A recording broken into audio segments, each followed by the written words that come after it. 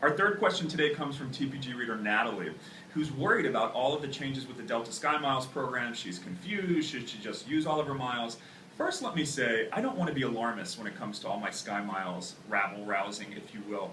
I did just have a lot of good information that the program was going to change drastically. That's why I wanted to let people know. And I don't think all the changes that are going to come have been announced yet. So far, all we found out was that the medallion program is going to move to more of this revenue-based model, which really isn't the end of the world, especially since you can get exempted by simply having a Delta Amex and spending $25,000.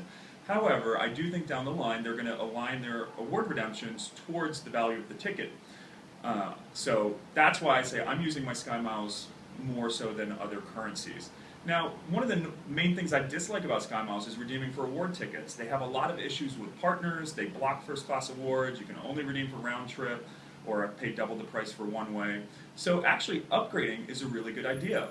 Delta is one of the only airlines, they don't charge a cash copay when you upgrade. So if you fly Los Angeles to Raleigh 5 times a year, you're looking at 12,500 SkyMiles each way.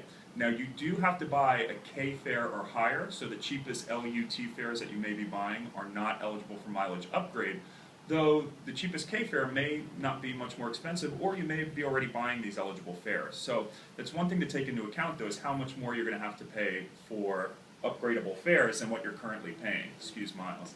But if you value first class, 25,000 miles round trip, if you value miles at one cent a piece, it's $250 to fly round trip in first. Now, you also have to make sure that there's availability. You can't really check online, so call Delta to do that. And to process the upgrade, you can't do it online. So it will take a bit of time calling Delta to use those miles, but I don't think that's a bad use at all. I also recommend flying to Hawaii. K fares are pretty reasonable as well. I've helped a lot of people from the East Coast upgrade, $900 fare, upgrade with miles, and you're there.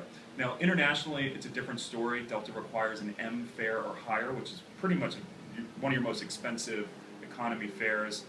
So sometimes buying those fares and using miles may be more expensive than just buying discounted business class in advance. So I definitely think if you're going to get value out of first class, especially on those red-eye flights, use your miles for what makes you happy. And who really cares about the cent per mile value? If you're happy, you're getting a product and saving money, that's a win in my book.